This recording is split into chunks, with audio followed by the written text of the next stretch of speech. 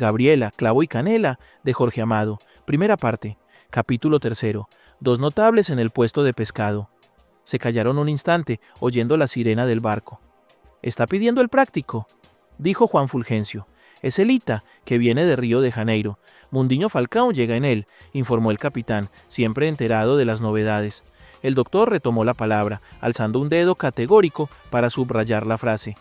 «Es así, como yo le digo, unos años más, tal vez un lustro, e Ilhéus será una verdadera capital, mayor que Aracaju, que Natal, que Maceió. No existe en la actualidad, en el norte del país, una ciudad de progreso más rápido.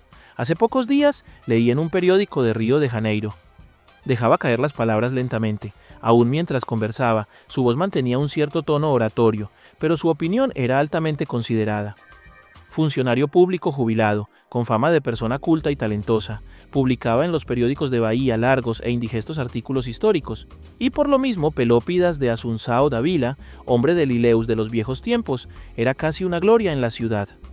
Alrededor suyo, todos aprobaban con la cabeza, contentos por la finalización de las lluvias y el innegable progreso de la región del cacao, que para todos ellos, estancieros, empleados, hombres de negocios, exportadores, era motivo de orgullo. Con excepción de Pelópidas, del capitán y de Juan Fulgencio, ninguno de los que allí se detuvieron a conversar ese día, junto al puesto de pescado, había nacido en Ilhéus. Llegaron atraídos por el cacao, aunque todos sentíanse grapiunas, ligados para siempre a aquella tierra. El coronel Ribeirito, ya con la cabeza encanecida, recordaba: «Cuando yo desembarqué aquí, en 1902, el mes que viene hará 23 años, esto era un agujero sucio, el fin del mundo, cayéndose a pedazos. Olivenza, en cambio, sí que era una ciudad. Río al recordarlo. Muelle para que atracaran los barcos no había, las calles no estaban empedradas, el movimiento era pequeño. Buen lugar para esperar la muerte. Hoy es esto que estamos viendo, cada día una calle nueva. El puerto repleto de embarcaciones. Señalaba el amarradero, un carguero del Lloyd en el puente del ferrocarril, un barco de la compañía Bahiana en el puente que estaba frente a los depósitos, una lancha desatrancada del puente más próximo para hacerle lugar al de la Ita. Las barcazas, lanchas y canoas, yendo y viniendo entre Ilhéus y Pontal, llegando desde las plantaciones por el río. Conversaban junto al puesto de pescado, construido en un lugar descampado, frente a la calle de Lunhao, donde los circos, de paso para otros puntos, armaban sus carpas. Algunas negras vendían mingau y cuscús, maíz cocido y bollitos de tapioca. Estancieros acostumbrados a madrugar en sus plantaciones y ciertas figuras de la ciudad, el doctor, Juan Fulgencio, el capitán, Ño Gallo, alguna que otra vez el juez y el doctor Ezequiel Prado, casi siempre llegando directamente de la casa de su amante, situada en las inmediaciones, se reunían diariamente antes de que despertara la ciudad. Con el pretexto de comprar el mejor pescado fresco, debatiéndose todavía vivo en las mesas del puesto, comentaban los últimos acontecimientos, intercambiaban impresiones sobre la lluvia y la zafra y el precio del cacao. Algunos, como el coronel Manuel das Onzas, aparecían tan temprano que asistían a la salida de los últimos retardados del cabaret Bataclan y a la llegada de los pescadores con las canastas de pescados recién retirados de sus barcas, róbalos y dorados brillando como láminas de plata a la luz de la mañana. El coronel Ribeirito, propietario de la estancia Princesa de la Sierra, cuya riqueza en nada había afectado su simplicidad bonachona, casi siempre encontrábase allí cuando, a las 5 de la mañana, María de San Jorge, hermosa negra especialista en mingau y torta de puba, bajaba del cerro, con su bandeja en la cabeza, vestida con una pollera de algodón de colores y una blusa almidonada, bien escotada, que dejaba al descubierto la mitad de los senos rígidos. ¿Cuántas veces el coronel la había ayudado a bajar la lata de mingau, a arreglar su bandeja, con los ojos fijos en el escote? Algunos venían hasta en pantuflas y el saco del pijama sobre un pantalón viejo. El doctor nunca, naturalmente. Daba siempre la impresión de que jamás se desvestía de su ropa negra, de sus borceguíes, de su cuello de puntas dobladas, de su corbata austera, ni siquiera para dormir. Diariamente repetían el mismo itinerario. Primero, el vaso de mingau en el puesto de pescado, la charla animada, el intercambio de novedades, las grandes carcajadas. Luego iban caminando hasta el puente principal del muelle, donde se detenían un momento, para luego separarse, casi siempre frente al garage de Moacir Estrella, donde el ómnibus de las 7 de la mañana, espectáculo reciente, recibía a los pasajeros que se dirigían a Itabuna. El barco hacía sonar nuevamente su sirena, con un silbido largo y alegre, como si quisiera despertar a toda la ciudad. Llegó el práctico, va a entrar. Sí, Ilhéus es un coloso, no hay tierra de mayor futuro. Si el cacao sube este año, aunque sea 50 centavos, con la zafra que vamos a tener, el dinero va a ser cama de gato, sentenció el coronel Ribeirito con una expresión codiciosa en los ojos. Hasta yo voy a comprar una buena casa para mi familia. ¿Comprar o construir?, anunció el coronel Manuel das Onzas. Caramba, muy bien. Sí, señor, por fin, aprobó el capitán, palmeando la espalda del estanciero. Ya era tiempo, Manuel, se burló Ribeirito. Los chicos menores ya están llegando a la edad de ir al colegio, y no quiero que se queden tan ignorantes como los mayores y como el padre. Quiero que por lo menos uno de ellos sea doctor con anillo y diploma. Además de eso, consideró el doctor, los hombres ricos de la región como usted tienen la obligación de contribuir al progreso de la ciudad, construyendo buenas casas, bungalows, palacetes. Vea si no el que se hizo construir Mundiño Falcao en la playa, y eso que él llegó aquí hace apenas un par de años y que además de eso es soltero. Al final de cuentas, ¿de qué sirve juntar dinero si se ha de vivir metido entre las plantaciones, sin ninguna comodidad? Lo que es yo, voy a comprar una casa en Bahía, llevaré la familia para allá, dijo el coronel Amancio Leal, que tenía un ojo vaciado y un defecto en el brazo izquierdo, recuerdos del tiempo de las luchas. Eso es lo que yo llamo falta de civismo, indignóse el doctor. ¿Fue allá o fue en Ileus que usted ganó dinero? ¿Por qué emplear en Bahía el dinero que ha ganado aquí? Calma, doctor, no se altere. Ileus es un buen lugar, etcétera, pero, como usted comprenderá, Bahía es la capital. Tiene de todo, especialmente buenos colegios para mis hijos. Pero el doctor no se calmaba. Tiene de todo porque ustedes desembarcan aquí, con las manos vacías, se hartan la barriga y se llenan de dinero, y luego van a gastarlo a Bahía. Pero creo, compadre Amancio, le dijo Juan Fulgencio al estanciero, que nuestro doctor tiene razón. Si nosotros no cuidamos a Ileus, ¿quién va a cuidarla? No digo que no, cedió Amancio. Era un hombre calmo, al que no le gustaban las discusiones, y nadie que lo viese así, tranquilo, imaginaría estar delante del célebre jefe de bandoleros, de uno de los hombres que más sangre hiciera correr en Ileus durante las luchas por las tierras de Sequeiro Grande. Para mí, personalmente, ninguna tierra vale lo que Ileus. Pero en Bahía existen otras comodidades, buenos colegios. ¿Quién puede negar eso? Mis muchachos más jóvenes están en el colegio de los jesuitas, y la patrona no quiere estar lejos de ellos. Ya se muere de nostalgias del que está en Sao Paulo. ¿Qué puedo hacer? Por mí, no saldría de aquí. El capitán intervino. Por el colegio, no, Amancio. Teniendo aquí el de Enoch, resulta hasta absurdo decir eso. No hay colegio mejor en Bahía. El propio capitán, para ayudar y no porque lo necesitase, enseñaba Historia Universal en el colegio fundado por un abogado de escasa clientela, el doctor Enoch Lira, que introdujera métodos de enseñanza modernos y aboliera la palmatoria. Pero ni siquiera está oficializado. A estas horas ya debe estarlo. Enoch recibió un telegrama de Mundiño Falcao diciendo que el ministro de Educación le garantizará eso mismo para dentro de algunos días. Entonces, ese Mundiño Falcao es extraordinario. ¿Qué diablo creen ustedes que él quiere?, preguntó el coronel Manuel das Onzas, pero la pregunta quedó sin respuesta, porque se había iniciado una discusión entre Ribeirito, el doctor y Juan Fulgencio, a propósito de métodos de enseñanza. Será todo lo que ustedes quieran. Para mí, para enseñar el vía va. No hay nadie como doña Guillermina, mano de hierro. Mis hijos, solamente con ella aprenden a leer y a contar. Eso de enseñar sin palmatoria. Atraso, coronel, sonreía Juan Fulgencio. Ese tiempo ya pasó, la moderna pedagogía. ¿Qué cosa? La palmatoria es necesaria, sino ustedes están atrasados en un siglo, en los Estados Unidos. El barco hacía sonar nuevamente su sirena, con un silbido largo y alegre, como si quisiera despertar a toda la ciudad. Llegó el práctico, va a entrar. Sí, Ileus es un coloso, no hay tierra de mayor futuro. Si el cacao sube este año, aunque sea 50 centavos, con la zafra que vamos a tener, el dinero va a ser cama de gato, sentenció el coronel Ribeirito con una expresión codiciosa en los ojos. Hasta yo voy a comprar una buena casa para mi familia. ¿Comprar o construir?, anunció el coronel Manuel das Onzas. Caramba, muy bien. Sí, señor, por fin, aprobó el capitán, palmeando la espalda del estanciero. Ya era tiempo, Manuel, se burló Ribeirito.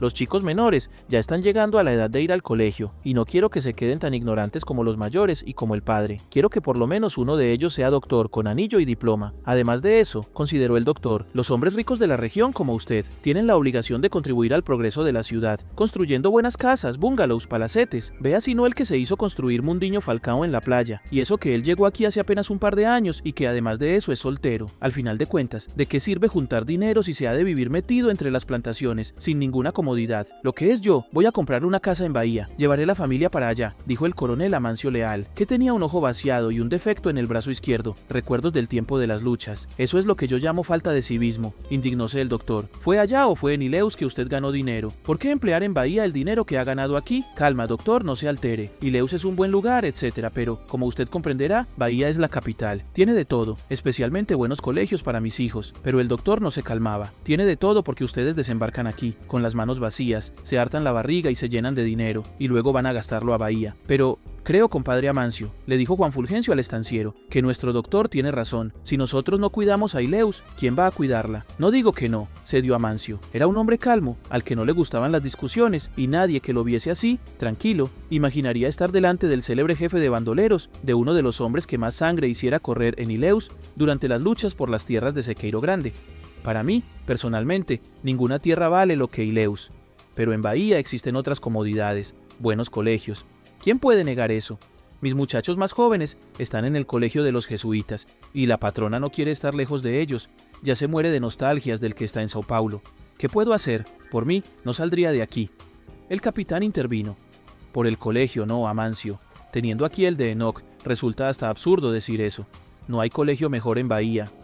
El propio capitán, para ayudar y no porque lo necesitase, enseñaba Historia Universal en el colegio fundado por un abogado de escasa clientela, el doctor Enoch Lira, que introdujera métodos de enseñanza modernos y aboliera la palmatoria.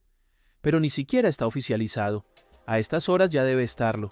Enoch recibió un telegrama de Mundiño Falcao diciendo que el ministro de Educación le garantizará eso mismo para dentro de algunos días. Entonces, ese Mundiño Falcao es extraordinario. ¿Qué diablo creen ustedes que él quiere?, preguntó el coronel Manuel das Onzas. Pero la pregunta quedó sin respuesta, porque se había iniciado una discusión entre Ribeirito, el doctor y Juan Fulgencio, a propósito de métodos de enseñanza. Será todo lo que ustedes quieran. Para mí, para enseñar el BA, va, no hay nadie como doña Guillermina. Mano de hierro. Mis hijos, solamente con ella aprenden a leer y a contar. Eso de enseñar sin palmatoria. Atraso, coronel, sonreía Juan Fulgencio. Ese tiempo ya pasó, la moderna pedagogía. ¿Qué cosa? La palmatoria es necesaria, si no, ustedes están atrasados en un siglo, en los Estados Unidos. A las chicas las pongo en el colegio de las hermanas, naturalmente, pero a los varones los dejo con doña Guillermina. La pedagogía moderna abolió la palmatoria y los castigos físicos, consiguió explicar Juan Fulgencio. No sé de quién está hablando usted, Juan Fulgencio, pero le garantizo que fue muy mal hecho. Si yo sé leer y escribir... Así, discutiendo sobre los métodos del doctor Enoch y de la famosa doña Guillermina, legendaria por su severidad, fueron caminando hacia el puente. Desembocando de otras calles, algunas personas aparecían en la misma dirección, pues iban a esperar el barco. A pesar de la hora matinal, reinaba ya cierto movimiento en el puerto. Los cargadores llevaban sacos de cacao de los depósitos al barco de la Bahiana. Una barcaza que se preparaba para partir, con las velas desplegadas, parecía un enorme pájaro blanco. Un toque de silbato vibró en el aire, anunciando la partida próxima. El coronel Manuel das Onzas insistía. ¿Qué es lo que Mundiño Falcao quiere? Ese hombre tiene el diablo en el cuerpo, no se contenta con sus negocios y se mete en todo. Caramba, es muy fácil, quiere ser intendente en la próxima elección. No creo, es poco para él, dijo Juan Fulgencio. Es hombre de ambiciones. Haría un buen intendente, emprendedor. Un desconocido, que llegó aquí hace poco. El doctor, admirador de Mundiño Falcao, atajó. Hombres como Mundiño Falcao necesitamos, hombres de visión, valientes, dispuestos. Caramba, doctor, coraje es lo que nunca les faltó a los hombres de esta tierra. No hablo de esa clase de coraje, de pegar tiros y matar gente. Hablo de algo más difícil. ¿Más difícil? Mundiño Falcao llegó aquí el otro día, como dice Amancio. Pero miren cuántas cosas ya realizó. Hizo la avenida en la playa, cosa en la que nadie creía, que fue un negocio de primera y que embelleció la ciudad. Trajo los primeros camiones, y sin él no hubiese salido el diario de Ileus, ni tendríamos el Club Progreso. Dicen que prestó dinero al ruso Jacob y a Moacir para la empresa de ómnibus. Estoy con el doctor, dijo el capitán, hasta entonces silencioso. Hombres así necesitamos, capaces de comprender y ayudar al progreso. Habían llegado al puente, donde ya estaba Ño Gallo, empleado de la receptoría de rentas, bohemio inveterado, figura indispensable en todos los círculos, de voz gangosa y anticlerical irreductible. Viva la ilustre compañía, estrechaba las manos, iba contando. Estoy muriendo de sueño. Estuve en el Bataclan con el árabe Nasib, y terminamos yendo a casa de Machadão, comida, mujeres. pero no podía dejar de venir al desembarque de Mundiño Falcão. Frente al garage de Moacir Estrella se juntaban los pasajeros del primer ómnibus. El sol había salido y hacía un día espléndido. Vamos a tener una zafra de primera. Mañana tenemos una comida, el banquete de los ómnibus. Es verdad, el ruso Jacob me invitó. La conversación fue interrumpida por los repetidos silbatos, breves y afligidos del barco. Hubo un movimiento de expectativa en el puente. Hasta los changadores se detuvieron para escuchar. Encalló, porquería de costa.